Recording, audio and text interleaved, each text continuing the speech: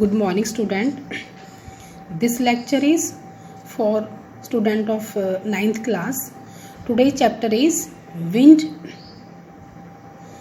and written by Subramania Bharti. So student, basically in this poem the poet talks to the wind. इस poem में जो poet है वो हवा से बातें कर रहा है. The power of wind has been described in this poem.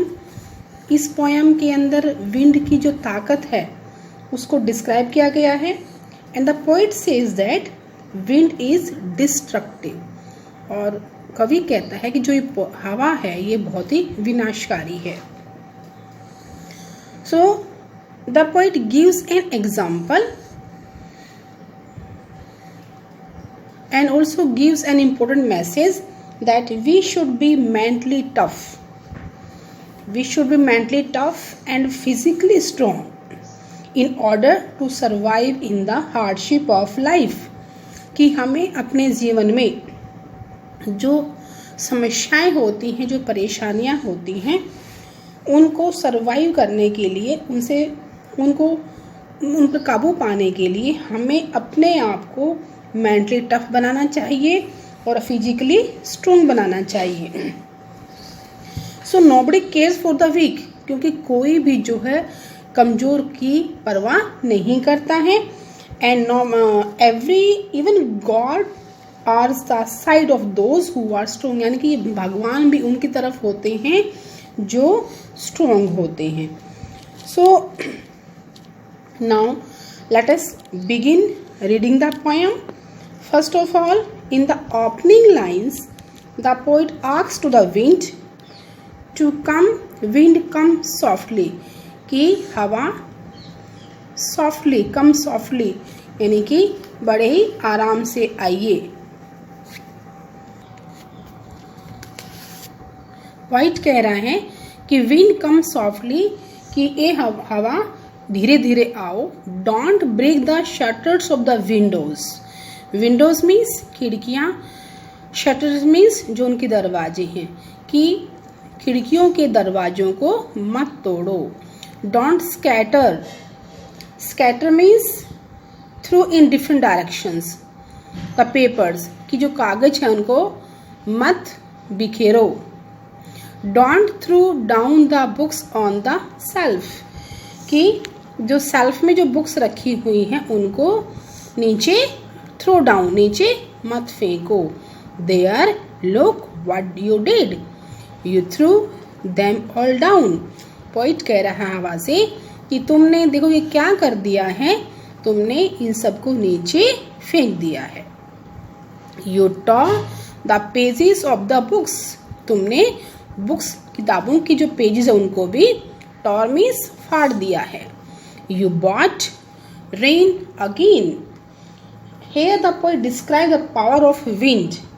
You have brought rain also with you, कि तुम अपने साथ बारिश भी दोबारा ले आई हो. You are very clever at poking fun at weaklings. Weaklings क्या होता है? Weak persons या जो भी animals होते हैं. एंड पॉकिंग फन का मतलब होता है मेक फन ऑफ देम, कि तुम बहुत क्लेवर हो, बहुत चालाक हो, तुम कमजोरों का क्या करती हो, मजाक उड़ाती हो. फ्रेल. फ्रेल का मीनिंग होता है इजली डैमेज्ड और you can say broken.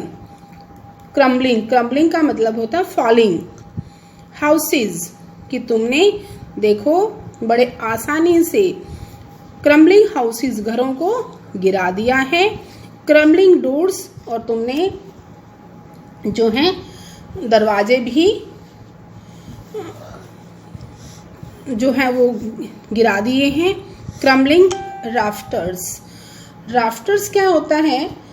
Framework of beams on which slates of a roof are laid, कि वो बीम जिनके ऊपर जो घर की जो एक किस्म आप उसको कड़ी कह सकते हैं, जिनके ऊपर जो स्लेट्स होती हैं वो छत की रखी जाती हैं, कि तुमने जो बीम है जो कड़ियाँ हैं, घर की छत की जो कड़ियाँ हैं उनको भी तुमने गिरा दिया है।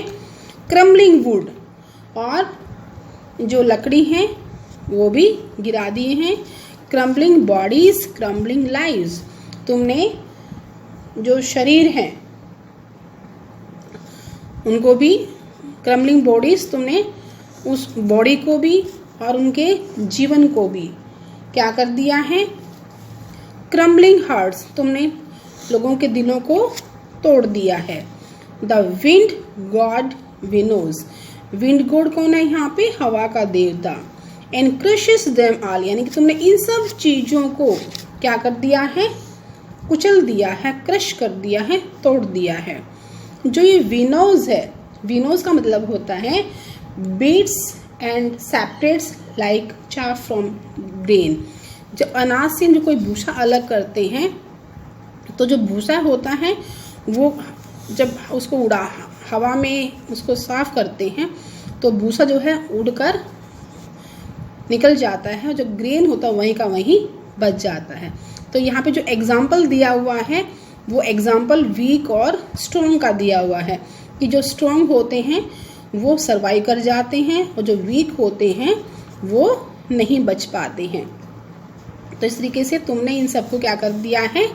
बिल्कुल कुचल दिया है, नष्ट कर दिया है। Next, he won't do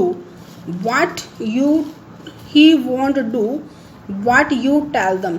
He here used refer to God, कि वो ऐसा नहीं करेगा जो तुम उससे कहोगे। So comes let build strong homes.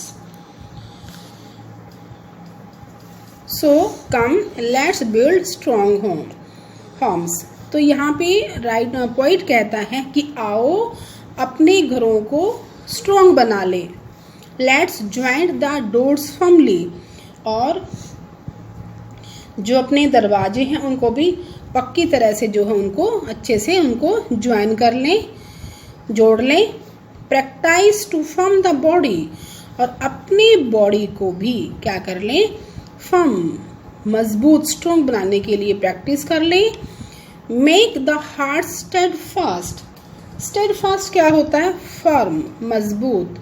अपने हार्ट को भी, दिल को भी क्या कर लें? मजबूत कर लें। Do this and the wind will be friends with you, अगर हम ऐसा करेंगे तो जो विंड है, जो हवा है, वो हमारी क्या बन जाएगी? फ्रेंड बन जाएगी। The wind blows out weak's fires, week's fire, the poet gives an example. If the fire is weak, the wind at once blows it out. But if the fire is strong, the wind adds power to it. कि अगर जो आग है वो कमजोर है तो उसको हवा बुझा देगी, और अगर आग काफी स्ट्रॉन्ग है तो उस आग को और ज्यादा स्ट्रॉन्ग बना देगी। The wind blows out weak fires, he makes strong fires roar and flourish. Flourish का मतलब होता है to become stronger, वही कि अगर जो आग है वो कमजोर है तो हवा उसको बुझा देती है, और अगर आग स्ट्रॉन्ग है तो उसको और ज़्यादा क्या कर देती है? बिकम स्ट्रॉन्गर, उसको ज़्यादा स्ट्रॉन्ग कर देती है, ज़्यादा मजबूत बना देती है। यानी कि His friendship is good, we praise him every day. कि अगर हम the poet want to say that we have to strong our bodies, we have to strong our heart, and we have to build strong homes, join the doors firmly. अगर हम ऐसा करेंगे तो wind हमारी क्या बन जाएगी? दोस्त बन जाएगी। We praise him every day, और हम उसकी हर रोज क्या करेंगे? तारीफ करेंगे, तारीफ करते हैं। ये स्टूडेंट, इन द लास्ट जो पॉइंट है वो हमें मैसेज दे रहा है कि if you are weak people will kick you, and if you are strong people will bow to you. अगर आप कमज़ोर हैं तो लोग आपको बिल्कुल भी आपकी परवाह नहीं करेंगे, और अगर आप स्ट्रॉन्ग हैं देन पीपल विल बो टू यू, तो लोग आपके सामने झुकेंगे। So it is the way of the world, यही संसार का क्या है, नियम होता है कि कमज़ोर को लोग बहुत ज़्यादा कमज़ोर बना देते हैं और स्ट्रॉन्ग के साथ जो है वो फ्रेंडशिप करते हैं। इसलिए अपने आप को हमें स्ट्रॉन्ग बनाना चाहिए ताकि हम सारी प्रॉब्लम्स को टैकल कर सकें, आने वाले प्रॉब्लम्स को। So today's work, student read this complete poem. Tomorrow I'll explain poetic device and exercise question answers. Thank you.